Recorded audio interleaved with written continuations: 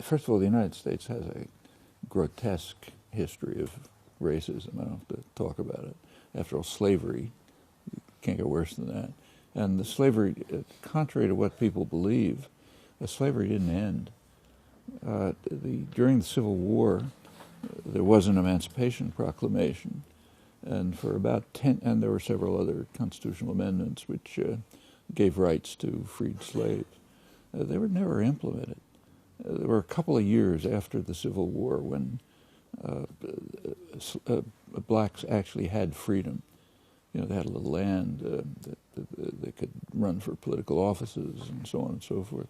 It lasted about 10 years. After that, there was a compact between the North and the South that essentially let the southern states do anything they wanted. And what they did was criminalize black life.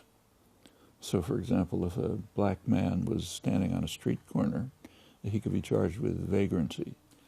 And he had to pay a court fee of maybe $10, but he didn't have $10. So he'd go to jail, you know, and he'd never get out. If a black man looked at a white woman the wrong way that somebody thought was the wrong way, he could be accused of attempted rape. And then he's in forever. Pretty soon they had the black population in jail. And once they were in jail, they became a slave labor force, literally, and one that was better for the employers than slaves, because the state provided prison labor to U.S. Steel, other major corporations, and that's a terrific workforce. They're disciplined, they're controlled, they don't ask for better wages, they can't do anything. They do slave. The prisoner does something you don't like, you know. Some of the guards won't say what happens to him, but not nice. A large part of the American Industrial Revolution was based on slave labor after the Civil War. In fact, that lasted pretty much up to the Second World War. The Second World War, they needed free labor for production, you know. So this system was kind of dismantled. And then there were about 20 or 30 years of relative freedom for African Americans. The post-war period was a very fast growth period, you know, a lot of manufacturing production, you know, very fast growth rate. And there were jobs for black males. They could go work in the auto factories, get a pretty decent job, you know, join the union, get union benefits, health care, and so on. And that ended around 1970s.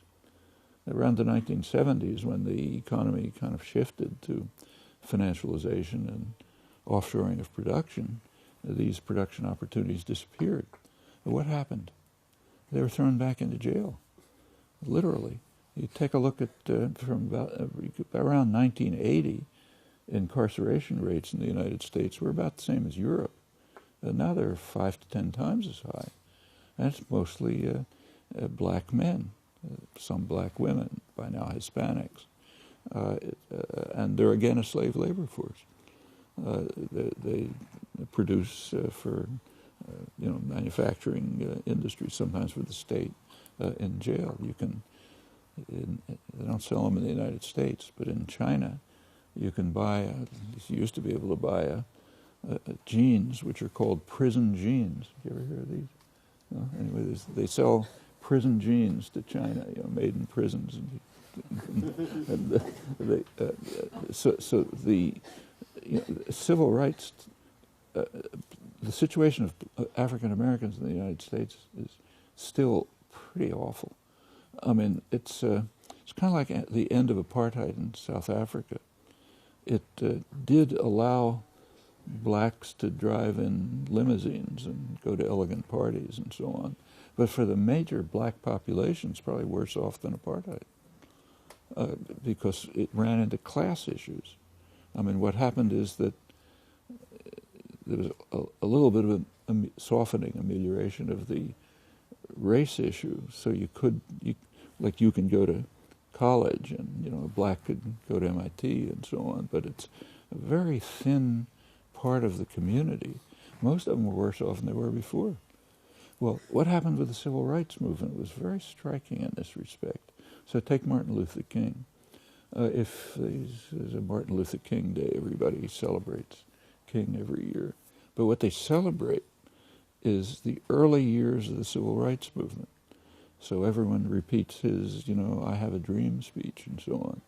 What's ignored, as long as King and the civil rights movement were concentrating on racist Alabama sheriffs, they were very popular in the North, Northern liberals.